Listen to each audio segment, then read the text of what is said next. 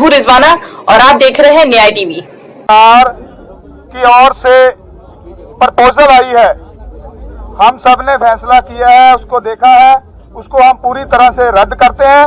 अगर सरकार दोबारा कोई प्रपोजल भेजती है तो उसके बारे में विचार करेंगे।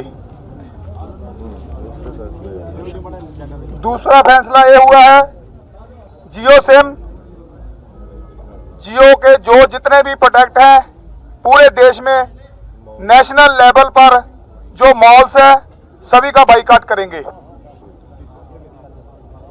पूरे देश में एक दिन का जिला हेडक्वार्टर पर मोर्चा लगेगा। 14 तारीख शुक्रवार को उनको घेरेंगे और वहां मोर्चा लगेगा। सोमवार पूरे देश में लगातार रोष प्रदर्शन जारी रहेंगे। पंजाब, हरियाणा, यूपी, एमपी, राजस्थान और अदर स्टेट जहां पर पूरे रोष प्रदर्शन जारी रहेंगे। पूरे देश में लगातार रोष प्रदर्शन जारी रहेंगे। पंजाब, हरियाणा, यूपी, एमपी, राजस्थान, इसमें 14 मध्य प्रदेश 14 तारीख को धरने लगाए जाएंगे। 14 तारीख को धरने लगाए जाएंगे। जो धरने नहीं लगाएंगे वो दिल्ली को कूच करेंगे। जयपुर दिल्ली हाईवे रोकने के लिए 12 तारीख तक फैसला कर लिया गया है।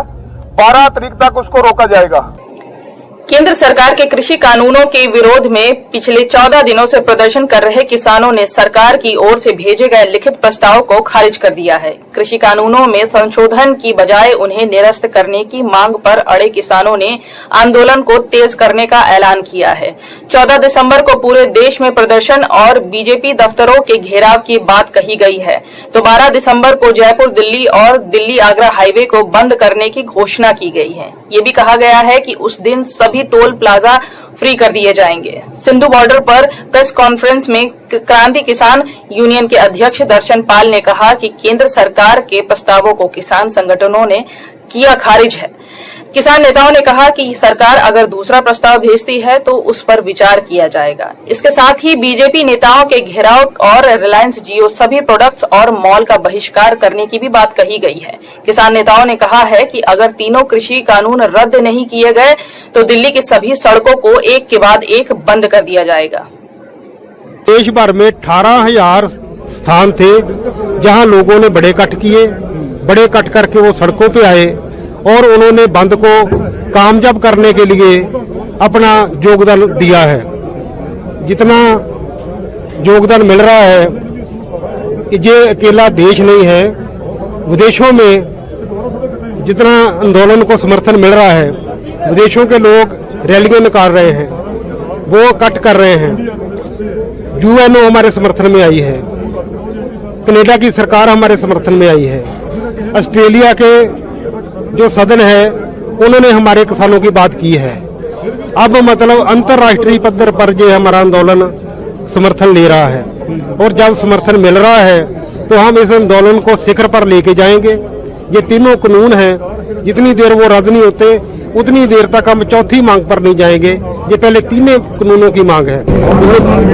3 कानून रद्द हुए, इससे कम पे किसान राजी नहीं। जितनी देर तक ये तीनों कानून रद्द होने की बात नहीं चलती उतनी देर तक हम आगे बातचीत में नहीं बढ़ सकते। तो अमित शाह जी ने आपको कल क्या भरोसा दिया था रात में जब आप लोगों ने मीटिंग करी थी? उन्होंने एक ही बात की कि आप हमारी प्रपोजल ले लें, उस पर विचार कर लें।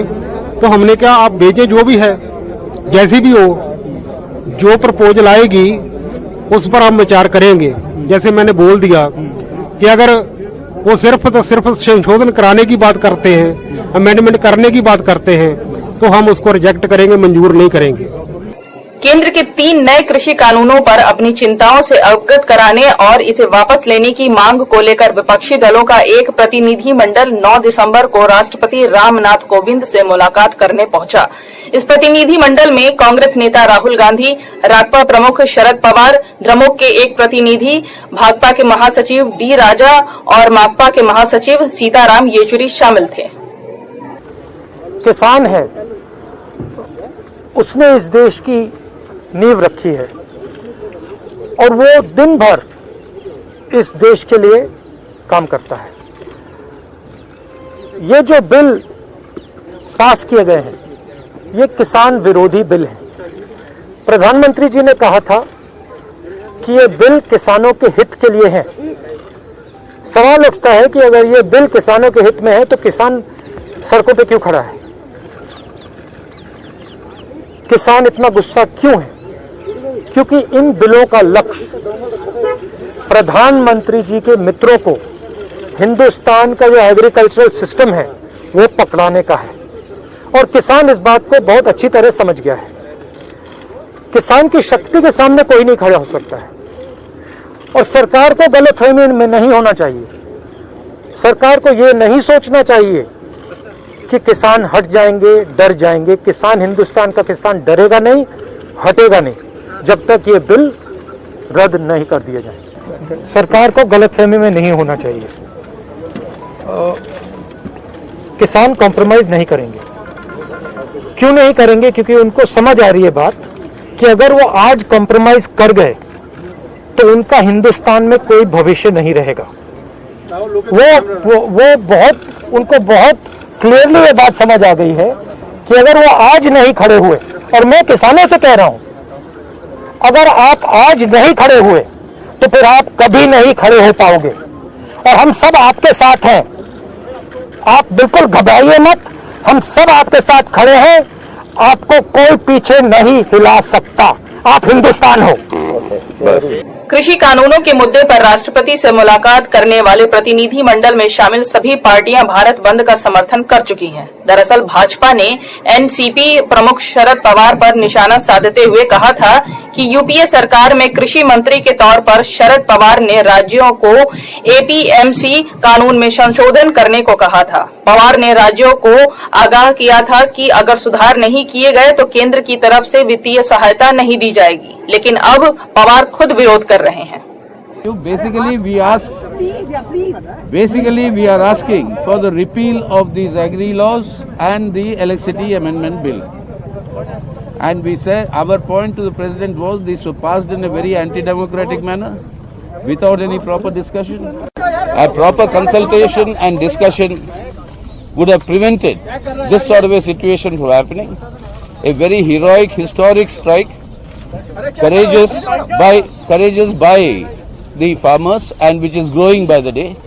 Keeping that in mind, the government should immediately repeal these bills and the Electricity Amendment Act, and then discuss and see what sort of a thing needs to be done. But right now, that is what is required. All opposition parties, these bills should be discussed in depth, or we should send to select committee, because that will get opportunity to discuss in detail. But unfortunately, not a single solution from opposition was accepted, and in hurry, all these three bills were passed. That is one of the reasons why we started getting reaction from farming community. I must say that political parties are not directly involved in this agitation initiative, but farming community has realized that all these bills ultimately not protecting their main interests. There was a worry regarding minimum support price. That minimum support price issue was not mentioned anywhere in the bill. So that is also very disturbing thing for the farming community. The President,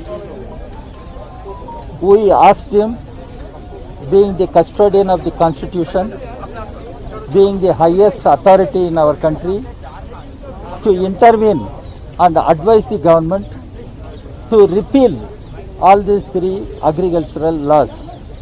2 years back, this government promised in the parliament during a budget session that they will implement MS Swaminathan Commission recommendations in toto. But this bill has removed that promise. This bill has negatived that promise. This is the first mistake. Half of the farmers, more than 50% of the farmers are small farmers. They sell their products as a distress sale. Farmers should not be left like that. More, if this bill continues, we can see more suicides among farmers. This government is leading farmers for suicide. It is not a joke. It is the life of the farmers where the government should protect them. After promising in the parliament that the government will follow MS Samanathan committee reports in toto, now this bill has effectively withdrawn that promise. So it is going to leave our farmers in distress.